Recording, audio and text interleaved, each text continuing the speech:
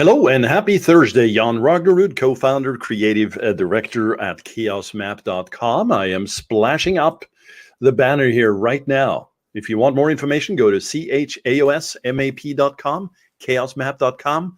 That is the agency that does all things digital, but primarily creative advertising, Facebook and Google.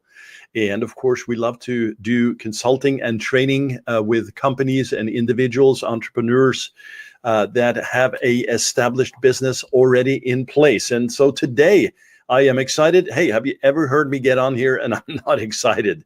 Well, no, because it's a show. So I realize that. But man, I am excited. If you get to know me a little bit, you'll see that this is actually my personality. So thank you very little for that, right? That's what you're saying right now. Well, fine.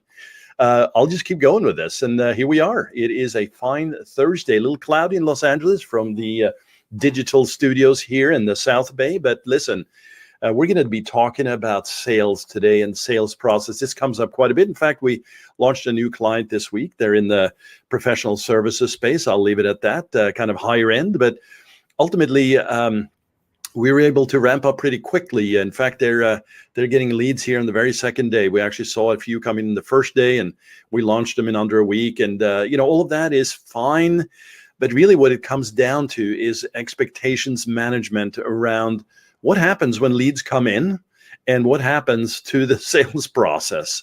We can get leads and traffic all day long. If they don't convert, that's an issue, and that's an issue online as it is offline, meaning if you call a professional services office like a lawyer, an accountant, a realtor, med spa, plastic surgeon, doctors, whatever, right? It's a professional services situation we're talking about here today.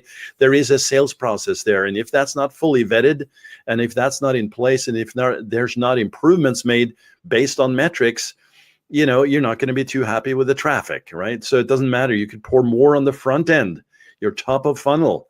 It's not going to help you. It'll just be more noise to your staff and to your team and to your front office there at your professional services location. Okay, so let's just take a look at a couple of models here today. And I call this you are one sales process away. That whole thing about, you're one funnel away, et cetera. I mean, yeah, you know what? It is true that you are really just one, process away for improving your sales or improving your funnels. But if you don't have this, as part of your exercise to improve it, and I mean on a daily basis, you're just going to do stuff that you did a year ago, right? You need to improve. And, there's no such thing as like just stagnant behavior. In business that is growing, that is not the case. But if you get lazy on this, you're going to lose out. So I think I've just belabored that point enough. Let's dig in. So I have three scenarios I want to talk about today, A, B, and C. Simple as that. And I want to share with you a couple of models, and we work with all of these. And I'll share kind of some of our successes and some of the question marks that we have around this, because some clients, they will sort of force a particular process out there, and it is not working, or it's perhaps brand new and they need to improve. So we've covered that improvement part. But, we want to answer this. Which sales process is best? That is an open-ended question and a bit of a loaded question, which is exactly why I'm talking about this here today. By the way, just a quick note on this. We talk about marketing and sales. So for marketing, right, digital, all that traffic, all that front end that happens, all the movements that happen on the front end, very essential. Obviously, talking to the right audience, having the right message, all of the things that we all inherently know, but sort of forget quite often, especially when it comes to copy and messaging. But then, as you move through the funnel, what happens in the back end and with the sales process? And again, repeating myself here, I want to make it very clear, this is professional services right here. I'm not talking e-commerce or anything like that. All right. So number A, or point A here, a lead comes in. And again, we're not going to talk about traffic because we can get that all day long, but let's assume for a moment we got leads and they're steady and consistent. Okay, great. In model A, they go to a database. They simply get stored there. And then a simple example could be lead forms on Facebook. They get stored under the publishing tool section on your page. Okay. Well, then that database is essentially stored over to your CRM, pulled through Zapier, something like that. Or you're just manually going in and downloading that each day through an Excel. Hopefully you'll have Zapier and it goes to your CRM or to a Google Sheet or something like that. But we call this a database, right? And then you go through it, or your staff goes through this and does the outbound calling, right? That's why I put callback here. So a lead comes in, they get a notification, and they call that person back. And the office essentially sets that appointment. So step 1 is the lead. Step 2 is the database. Step 3 is the outbound callback. Number 4 is the calendar manually booked and manually set by the office staff. And finally, the office visit happens, days later or perhaps a week out, etc. And that's where you get to service them and also sell them additional services. So a chiropractor, that's a perfect model. Doctor, etc. Hey, your back needs more help. We helped you a lot here today, but we have a package I think you'll benefit from. It's a 6-week program, and here it is.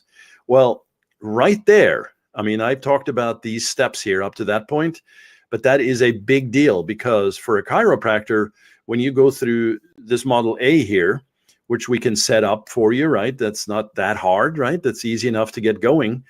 But if you are doing a free, crack in the back, I'll call it, and you don't have a sales process for how to handle those patients or those prospects coming in there, and that they feel not only welcomed and not sort of the classic pushy sales pitch at that point from the used car lot kind of deal, right? But it's a very professional, well-handled sales process. Well, then that's exactly what I'm talking about here today. It's not just about the traffic, right? A chiropractor that says, hey guys, I love your leads. In fact, I might have to pause some of these because they're just coming in hard and fast. Well, we really want to see and hear and talk about the, sales process in the back end. So when the person gets, the back cracked, what happens after that? Are they handled a brochure and sent off on their way? Are they invited to a membership area for free where they can watch additional videos and educational trainings, etc.? Very professionally handled.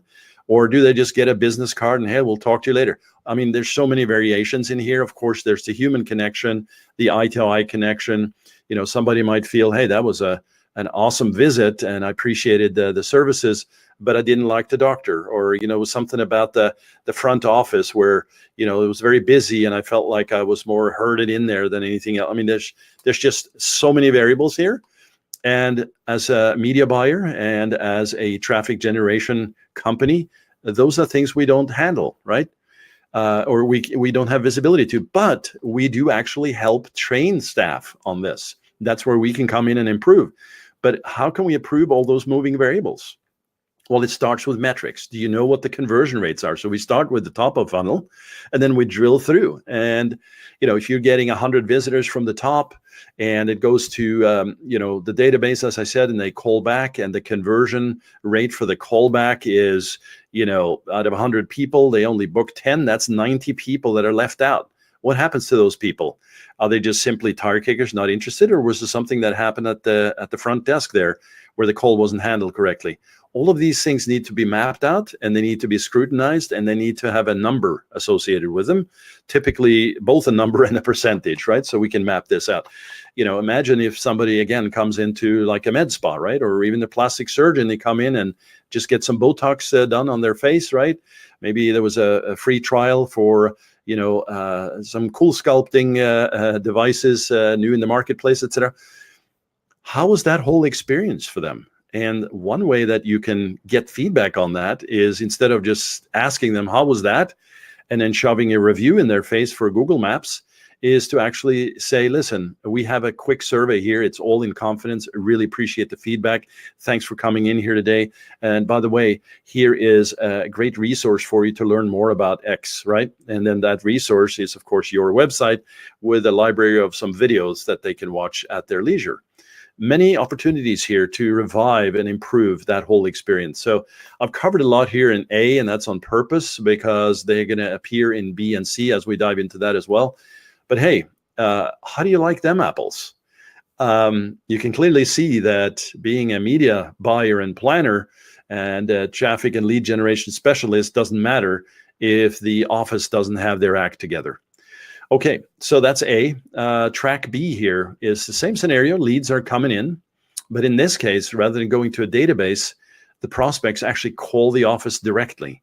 So they call the 512, 1-800, whatever, and a friendly, office assistant or person at the front desk, or even, the expert themselves. So if it's an accountant, the accountant picks up in a small office.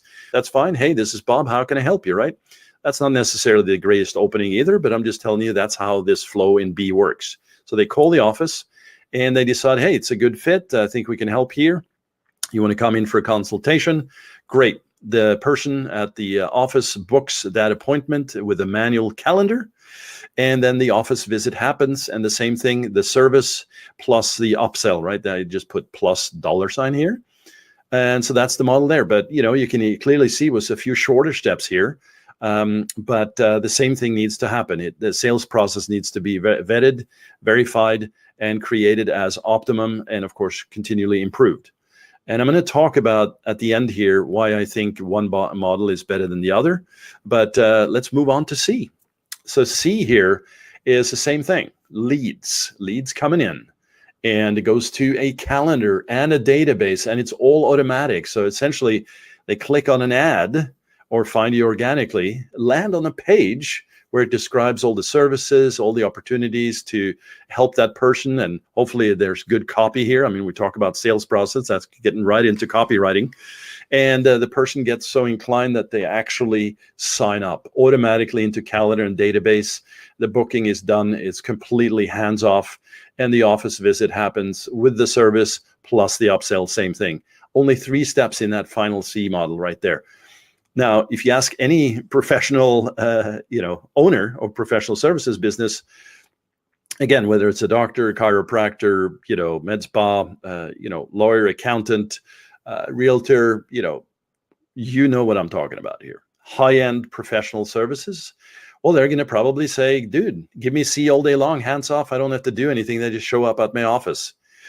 Well, that is a model, and now I'm getting into why I think one is better than the other. That's a model that's actually really good once you have vetted that process, but you can't really start there, because if you don't have any data, you're going to spend time and money to figure that one out. Right now, you could say, well, I agree with you, Jon, but the truth is, if you know what you're doing, that model, number C, is the one that we want out the gate. That's absolutely true, but each market is different. Each angle is different. Each sort of approach that we take on this is different. And of course, the service itself, how do you best describe that, right? And again, when we talk about copywriting, we're not going to talk about the copywriting formulas here, but clearly, a great way to make that angle work for you is to niche it down. So you're not just, we are an accounting firm helping everybody under the sun, come on down. Doesn't work, right? So that's C, just to give you some ideas. As I go up, I will go to B right now. That's where the leads, they call directly, and somebody at the office books it, and then the office visit.